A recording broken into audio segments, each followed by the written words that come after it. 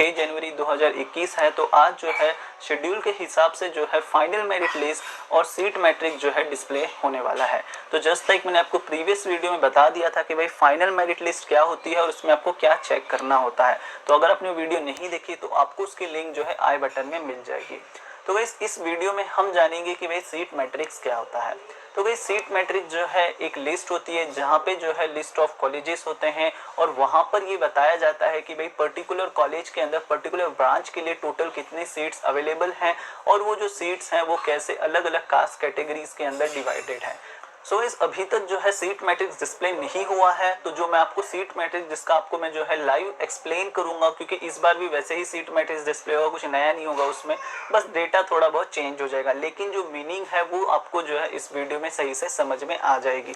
तो गाइस ये जो सीट मैट्रिक्स है जो आप स्क्रीन पे देख रहे हो, तो ये लास्ट ईयर की सीट मैट्रिक्स है, ये भी आपको सीईटी सेल पे वेबसाइट पे मिल जाती है। तो यहाँ पर आपको क्या क्या देखना होता है, क्या क्या आपको समझना होगा, वो आपको इस वीडियो में मैं बता देता हूँ, ताकि जब सीट मैट्रिक्स डिस्प्ले हो तो आपको जो है डाउट्स क्लियर हो जाएं और जब डिस्प्ले होगी तो उसकी भी अपडेटेड इन्फॉर्मेशन मैं आपको दे दूंगा।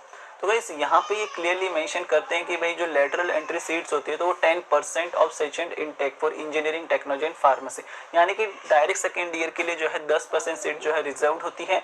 अब ये जो 10% सीट्स होती हैं ये भी जो है कास्ट कैटेगरी में डिवाइडेड होती हैं। लाइक जनरल के लिए 38%, एससी के लिए 17.6%, एसटी के लिए 9.5%, वीजेडीटी एनटी के लिए 4.1। तो अलग अलग जो कास्ट कैटेगरी है उसमें जो है ये 10% सीट्स भी जो है डिवाइडेड होती है।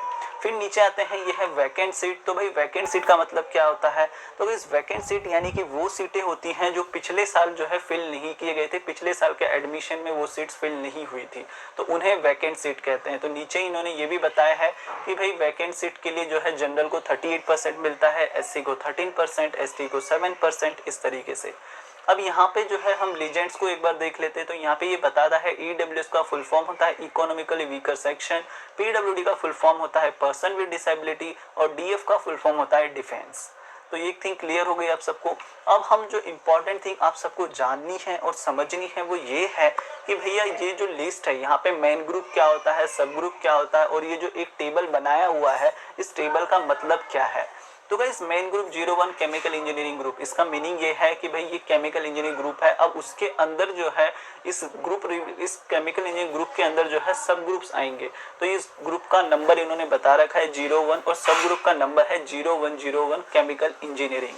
तो अब आपको क्या करना है, अगर आप केमिकल इंजीनियरिंग के स्टूडेंट हो तो आपको जो है किसी पर्टिकुलर कॉलेज में एडमिशन लेना है जो केमिकल इंजीनियरिंग की ब्रांच ऑफर करती है। तो आपको यहाँ पर क्या देखना है कि भाई यहाँ पे लिखा है serial number 1 institute code and name. अब इंस्टीट्यूट कोड और नेम क्या होता है? जिस भी कॉलेज में आप एडमिशन लेते हो, जिस भी इंस्टीट्यूट में आप एडमिशन लेते हो तो उसका यहाँ पे नाम दिया हुआ है और उस इंस्टीट्यूट का कोड दिया हुआ है। तो 1116 ये इंस्टीट्यूट कोड है और Shri Shivaji education society college of engineering and technology Akola ये उस इंस्टीट्यूट का नाम हुआ।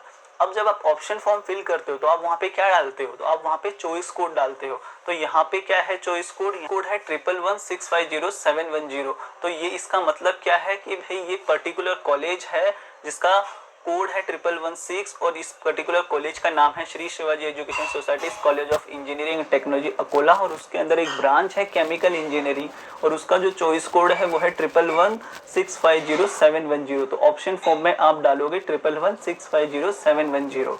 अब आगे बढ़ते हैं तो यहाँ पे लिखता है स्टेटस, ये अनएडेड है। उसके बाद में कॉलेज के अंदर कितने सीट वैकेंट है? तो टोटल वैकेंट सीट है 24 और लेटरल एंट्री के लिए टोटल सीट्स हैं 6। तो अगर आप इन दोनों को ऐड करोगे तो हो जाता है 30। अब नीचे आप देखोगे तो यहाँ पे लिखता है टोटल सीट फॉर पीडब्ल्यूडी 1 है और टोटल सीट फॉर डिफेंस 1 है। तो टोटल अगर निकालोगे 24 + 6 30 और इन दोनों को ऐड करोगे 2 तो 32 जो है टोटल सीट्स हो जाती हैं।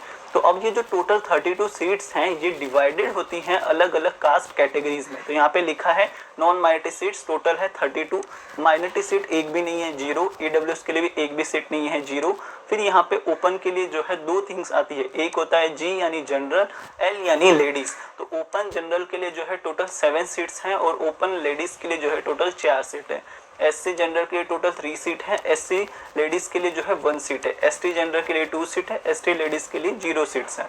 तो इस तरीके से जो है ये पूरे सीट का डिस्ट्रीब्यूशन किया जाता है। तो जब आप ओपन में आते हो, अगर आप बॉय हो तो आपको 110% जनरल में जाना है, आपको लेडीज़ की सीट के लिए अप्लाई नहीं करना है। बाय मिस्टेकली कई बच्चे कर भी देते हैं, तो आपको ये चीज़ का ध्यान रखना है। फिर यहाँ पे नीचे आओगे तो ये लिखता है total seat for PWD person with disability, तो ये एक सीट है। तो ये एक सीट किसको मिलेगी? ओपन कास्ट कैटेगरी के बच्चे को।